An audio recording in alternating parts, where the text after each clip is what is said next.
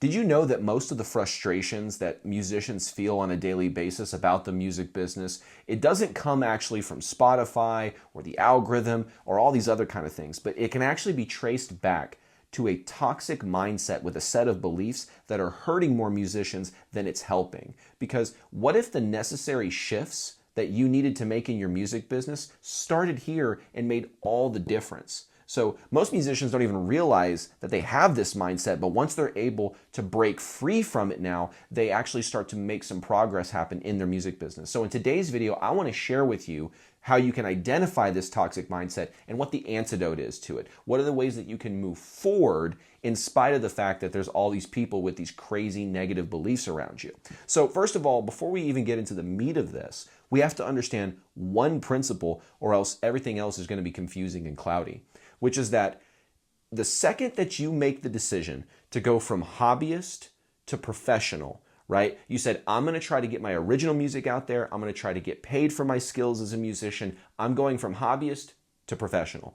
The second you made that decision, you have just now became an entrepreneur, right? Because you're starting the small business of you, you and your music career, right? So by default, the second you make that decision, and by the way, a decision comes from the Latin word that means to cut off. So a decision isn't just this flippant like, oh yeah, I kind of decided I'm going to be a professional today. No, to decide means you cut yourself off from any other alternative, right? So when you decide to become a professional, you are instantly setting yourself up to now become an entrepreneur for yourself, right? So here's the thing though. We all know this, and I am no different. 99% of musicians have to start out with a job. We usually don't just start out as self-sufficient entrepreneurs that can fund everything we need in our lives from our music from day one, right? Unless you're a Nepo baby, then that's just not the case for us. So every single musician, myself included, has had to start out with a 9-to-5 job. It's completely normal. But here's the problem, right? And this is where a lot of the issues begin. Because we have to, for necessity reasons, become employees, the employee mindset starts to leak over into our life once we make the decision to become an entrepreneur. And the employee mindset and the entrepreneur mindset are completely opposite of one another. They do not mix. And because there is this leftover ideology from becoming an employee from necessity, whenever we try to become professional musicians, we have all these ways that we look at things and we get frustrated and confused, but we don't understand that we're looking at it from the lens of being an employee, not the lens of being a music entrepreneur that you now are if you've decided to become a professional, right? So the first trait, the first habit that you really want to look out for when your employee mindset tries to impact your entrepreneurial mindset is one-taskism. You see this a lot from musicians where they say things like, back in the day, we just had to focus on the music. We just had to focus on the songs. Nowadays, I've got to wear 17 different hats. So if we want the honest to God truth, it's never just been you do one thing. Even back in the day during these golden eras that people are referring to, the musicians still had to go out and tour. They still had to go out and do radio campaigns at 8 in the morning and sing a song at 8:30, even though they just woke up at 7:58, right? They had to go do the interviews and do all this stuff, right? Now, some of that's really enjoyable, like going out on tour, right? But it eats up a whole bunch of time. And fundamentally speaking, that's not doing just one thing. That's not just focusing on the music. That's doing a whole bunch of other things. So even this idea that back in the day you just had to do one thing isn't true. But let's give those people the benefit of the doubt, right? Let's say that, well, all things considered, it's basically one thing. And nowadays it's like a bunch of things. I'll just give them that argument. What happens is when you're an employee, you're responsible, usually, depending on where you're at in the whole ladder of things, you're usually responsible for a set of tasks, right? We'll just say a set of tasks. So what happens is, as soon as you have to do things that are outside of that when you're at your 9-to-5 job, what are the thoughts that come to your head? I'm sure we've all said these things. I've said them, which is, that's not my job, right? So we're saying, I don't want to do that because that's not part of the list of tasks that I was hired to do, right? And then 2, we say, that's not my responsibility, which is kind of the same, it's on the same branch as that, but it's a little bit more, has a little bit more indignation. Like, no, that's not my responsibility. right? But really what happens is they say, I should be only responsible for one task, or at least my one little tiny basket of tasks. So for musicians, that would be writing music, touring, recording, right? Let's call it that, right? They think I should only focus on this part, and then everything else is not my responsibility, not my job. Now let's take that mindset of an employee and let's just look at the music business right now. How many musicians do we see complaining that they have to wear multiple hats, that they can't just do one thing? It's one of the most common complaints that you see on Twitter and Threads and all these different kind of places is, oh man, things were just so easier when I just got to focus on the music. If you've really studied that era, let's just put it this way. There was a reason Prince wrote slave on the side of his face. Is because most of those musicians were sold this idea that by getting signed with a record label, they were kind of becoming their own entrepreneurs, but really what they were becoming were employees of the label. And so the mindsets of these artists got limited to the employee mindset of working for a label, unless they got dropped or broke out of that cycle, or just saw it for what it was, even if they were trapped inside of it, right? i.e. Prince. So you have to look at things like, oh wow, this mindset that most musicians have of like, I'm not responsible for that. I shouldn't have to make my own artwork. I shouldn't have to do, insert whatever comes after that sentence. That is a remnant ideology, a belief that comes from the employee mindset. Because back in the context of being an employee, you were just responsible for your one task or one little set of tasks. And musicians were fundamentally, they didn't say it out loud, but the truth and the reality was they were fighting to become employees of the labels, where they just had to do these handful of things and then everything else was going to be taken care of for them, right? Now, we all know that any business, now we're going to look at it from the lens of an entrepreneur. We all know that to get any business off the ground, no matter what it is, requires the person who's in the startup phase, who created this business, to wear multiple hats. Now nobody's shocked when I say this, because you probably just went like, yeah, duh, right? Like, of course, if somebody's setting up a shoe factory and they're in the startup phase, the guy who started it up is going to be wearing multiple things. He's going to be managing the machinery. He's going to be managing the accounting. He's going to be doing all this kind of different stuff because he can't afford to hire everybody for every position, right? That's where most musicians are at. So if you understand things from the lens of an entrepreneur, the fact that you have to wear multiple hats right now doesn't upset you. And it actually doesn't really mean anything, because just because right now you have to wear multiple hats, just like when you're in the startup phase of any business, you have to wear multiple hats, does not mean that's how it remains forever. I am a big proponent of once you get a system built and the system has predictability built into it because you've refined it enough, you can start then looking at delegating, managing that system to somebody else. So if you can reliably start creating your own artwork and it's working for you, maybe you get to a position where you're like, okay, now that I know how to do this and what it looks like to have a good piece of art for my music, let me start delegating that out because I'm bringing in enough money now to afford that, right? So now you start hiring artists to do your graphic design, right? So you can start doing stuff like that. But maybe in the beginning phases, you know, you had to do it all yourself in Canva. I know that's what I do for pretty much all the stuff that I do. Maybe, God forbid, you used AI. Oh my God. Now, but here's the thing. I will always believe that a human plus AI will always be better than just using AI. So I still think even once you get to a certain point, even if you could just like, you know, prompt it up to get your, you know, stuff, once you can afford to do it, once those systems are making enough money to afford it, hire a graphic designer that can make more conscious human choices in the implementation of the technology, right? So what I'm getting at is one-taskism will never work if you're trying to become a professional musician. Only focusing on, well, I should only have to do X. Well, you know, shoulds, what is that? Oh, should, well, it ought to. Says who?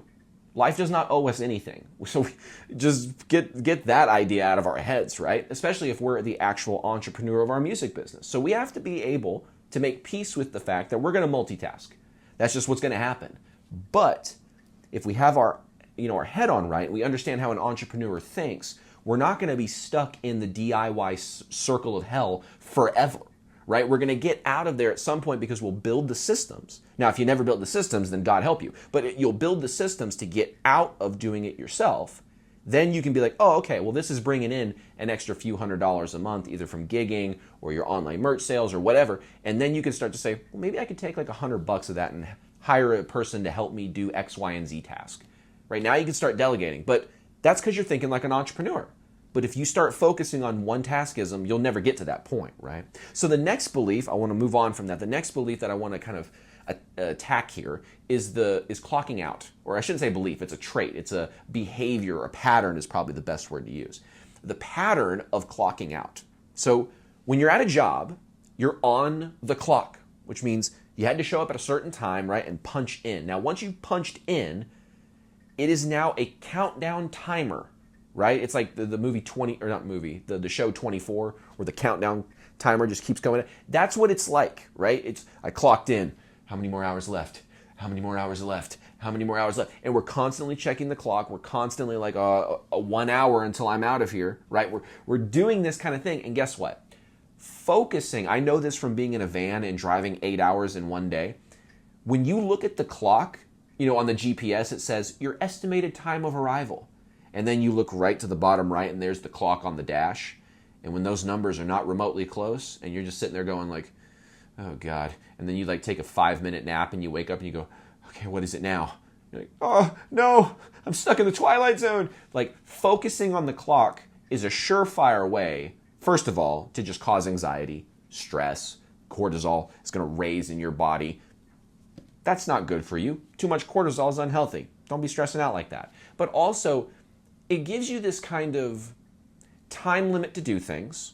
You're constantly checking the clock, so that's eating up mental energy. Then you've got this idea of once I start getting, the closer and closer you get to your clocking out time, let's all be honest here, we all kind of start to slow down a little bit. Do we not? I remember I did at Guitar Center. It starts to be an hour before your shift is over and you're like, ooh, 60 minutes left. And so you start kind of relaxing. You actually sometimes feel a little bit of energy kick up into you because now you're excited for the thing that you've been wanting all day is finally going to come back, which is, I get to go out away from here. I get to get out of here and go home, right? So that's the thing though. When you're an employee, those are the patterns and behaviors that you'll be in. When you're an entrepreneur, those beliefs will hurt you. What do I mean? Well, what do I mean is like, for example, you're always on the clock as an entrepreneur. Always. 100%. If your fan emails you at 10:30 and it's like, hey, it's been a week and a half, I didn't get my shirt, and I'm pissed, you need to respond to that email pretty much right then and there when you get it. Because that person may just shoot for a refund, so you lose the sale altogether. They may go tell people that they had a bad experience. That sucks. I remember one time that happened to where like one order of one CD, which was like $5, got lost in the shuffle of a bunch of orders and didn't get shipped out. And then the lady didn't complain, which she totally should have, because then we would have sent it to her immediately once we knew. But what happened is her friend went to Facebook for her and was saying things like, you guys don't even send out your merch. You just take people's money and blah, blah, blah, blah, blah. We were like, whoa, who's your friend? Let's make sure she gets her CD. We didn't know, right? So you got to be on the ball. You can't just be like, well, she emailed me at 10:30. I'm watching Suits season 7. I don't have time for this. Like, no. You better get your butt up and go fix the problem, right? That's what it's like being an entrepreneur.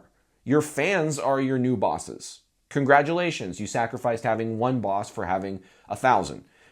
That's how it works. But I would still 100% still be working for myself than for somebody else. 1,000,000%. But still, I know that feeling of like anticipation of slowing down, anticipation of stopping the work, right? And this kind of actually transitions. There's one last belief too I just thought of, which is people also think, do I get overtime?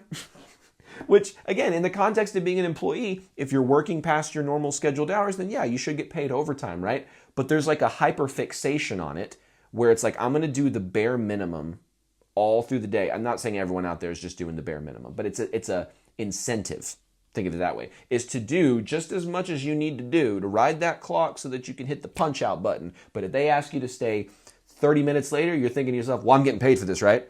I'm getting overtime, right? And that's, again, yeah, it's like you should get paid overtime, but there's like a hyper fixation about it. You know what I'm saying? And that kind of pattern of behavior and pattern of thinking is miser type behavior. And that's actually not going to help you being an entrepreneur. You have to understand that you're just always going to be on, and that you're going to work past the time of, people are going to be working 9 to 5, and then you're going to pick up and work 5 to 9. You know what I'm saying? And working doesn't mean it's just as arduous and terrible as your 9 to 5 job. In fact, that excitement energy that you have that you're getting out of your 9 to 5, use that as leverage to go into your 5 to 9, which is working on your music career, right? And of course, you can always make, time for dinner and family and spouses if you have those things in your life. Obviously, you need food.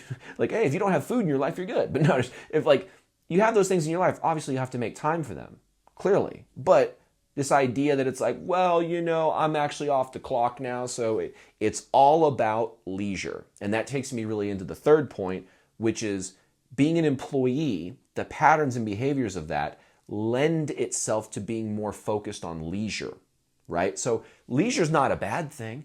I think it's good to relax and just kind of kick it every once in a while, maybe with some friends or something. That's great. But there's a hyperfixation on leisure because of the patterns of behavior. I want you to think about way back in public school. For people that are not in the US, they might find this a bit strange because it may not match their experience. But here in the US, this is pretty much what it's like.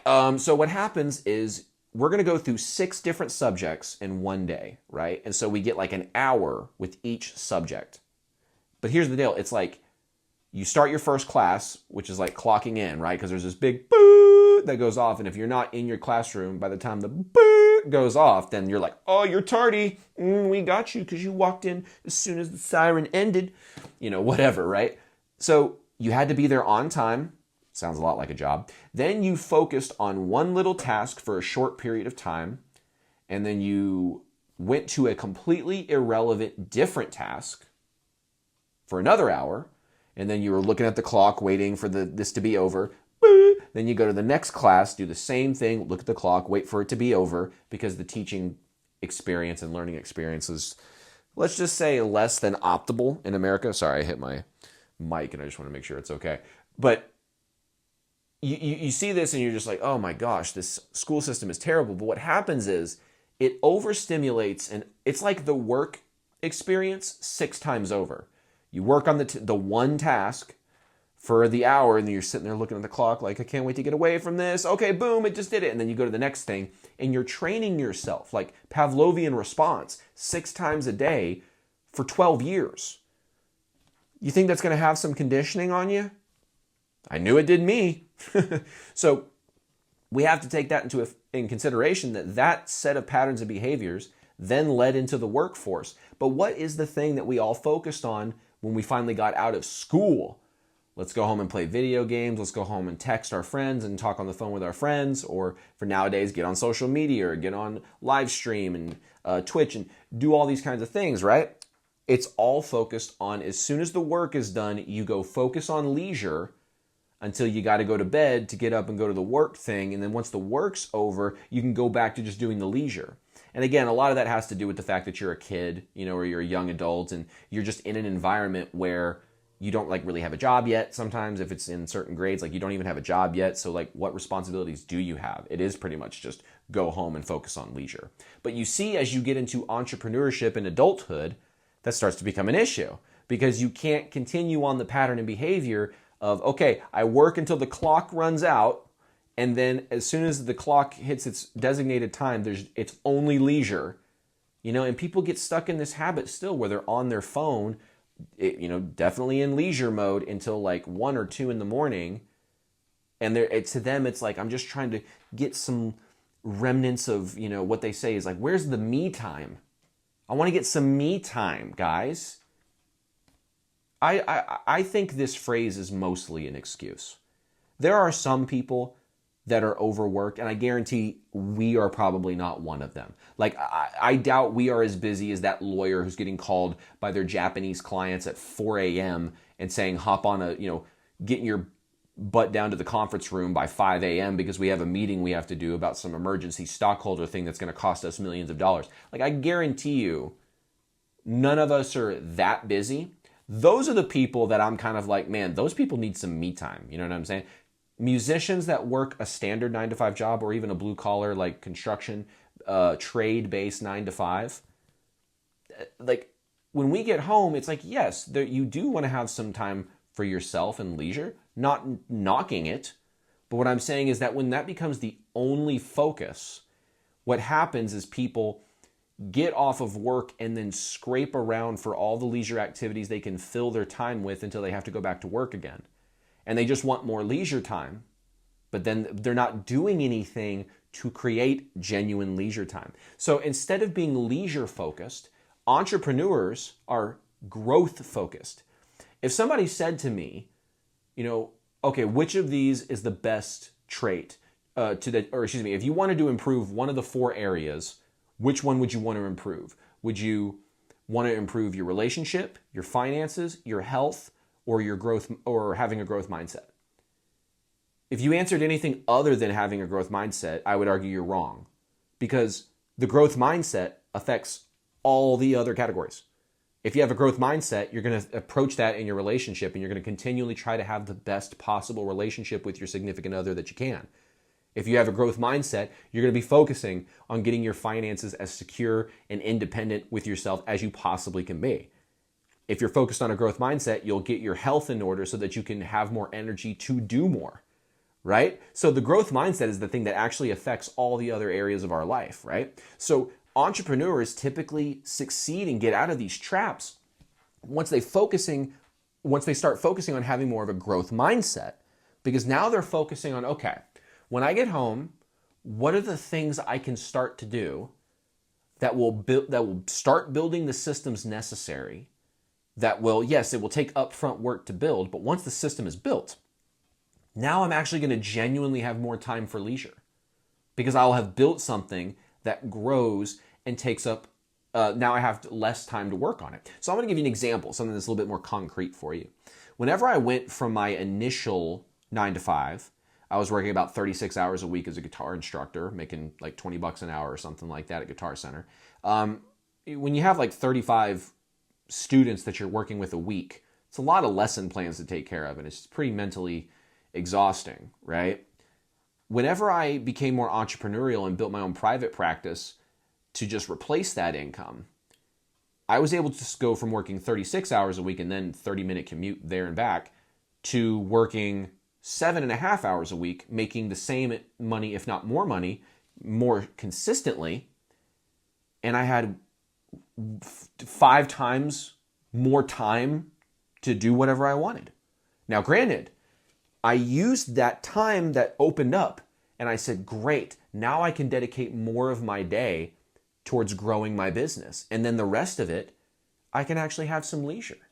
I can have some genuine leisure because I built a system that has allowed me to do so, right? So that's how an entrepreneur thinks about leisure. It's not that it's just like, I work all the time, I deserve leisure. No. It's like, well, how can I create some leisure? I'm working 9 to 5. I could just keep coming home and from 5 till, 1 in the morning just get sucked into my phone, but I'll never get out of that trap. So how do I create some room so that I have more income coming in from some other thing so I don't have to go to that job as often, right? That's how an entrepreneur thinks, and that's how you should start thinking if you're a professional musician. You can't get stuck in the patterns and thoughts and behaviors of the employee who's just concerned about, when can I stop working so I can do nothing? Okay, as the internet says, then just put the fries in the bag, man. That's...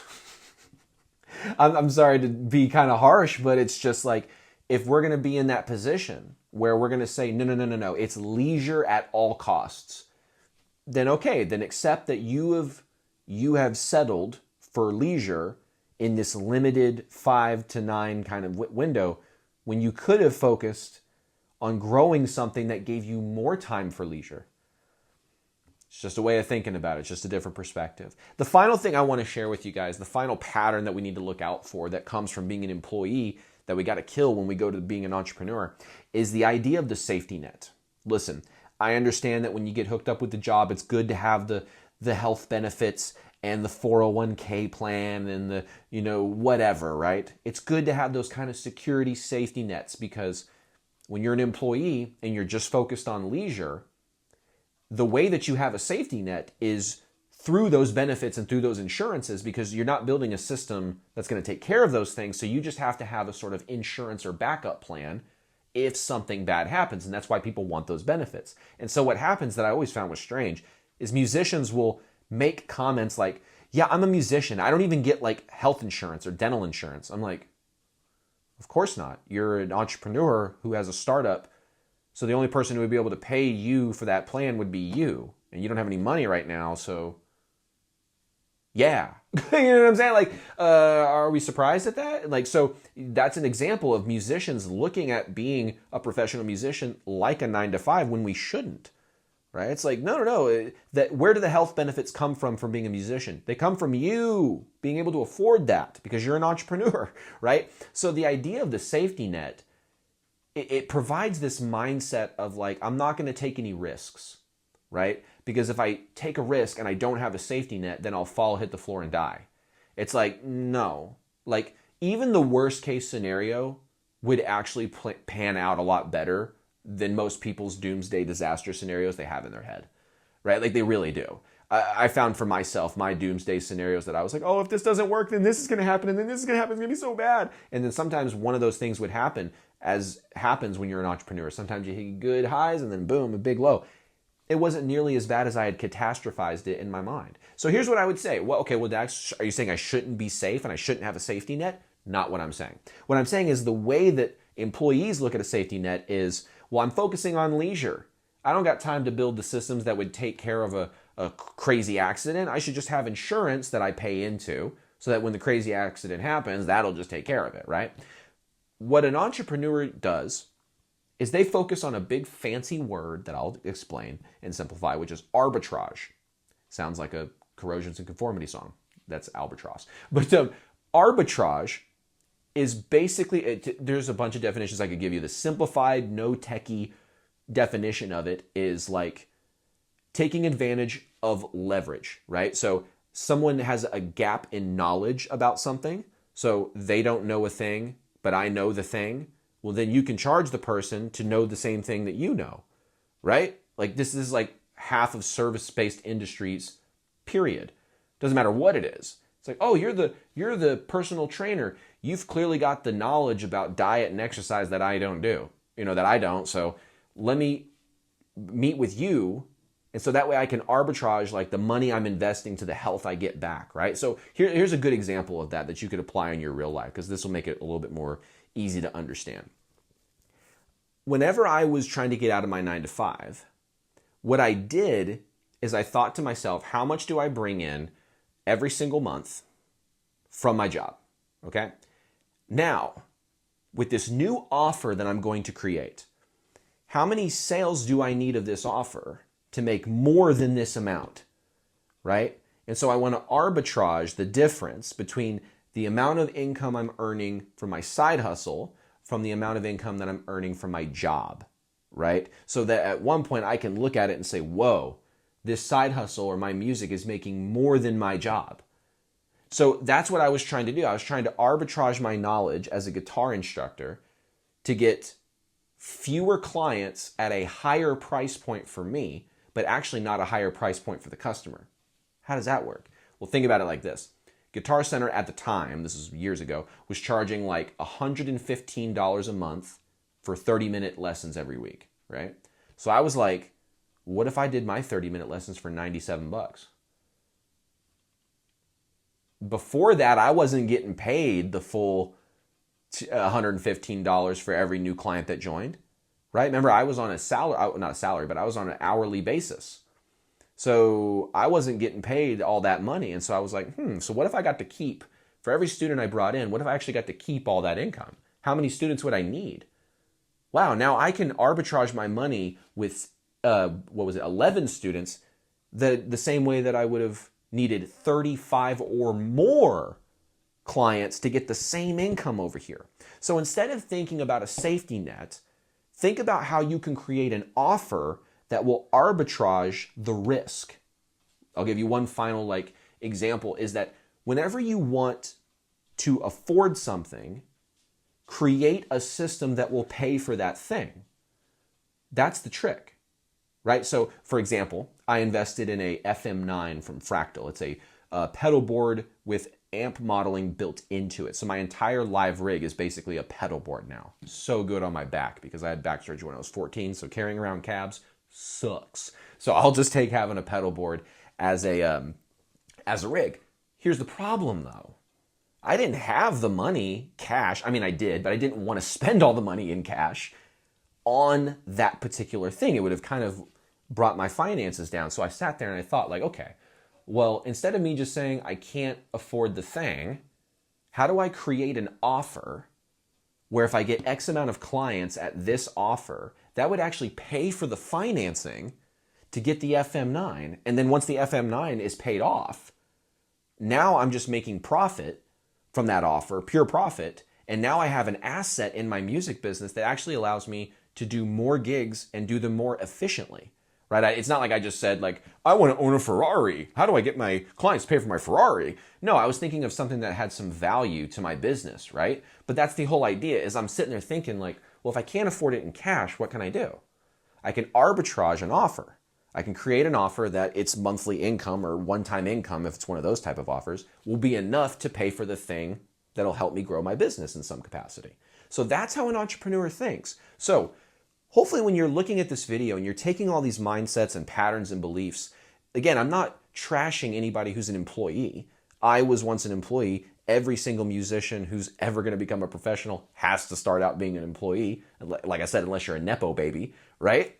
So there's no shame in being an employee, but we have to look out for the patterns, the behaviors, the thought patterns that actually prevent us from being better entrepreneurs, right? We can't just say like, oh, I've got my one job that I do.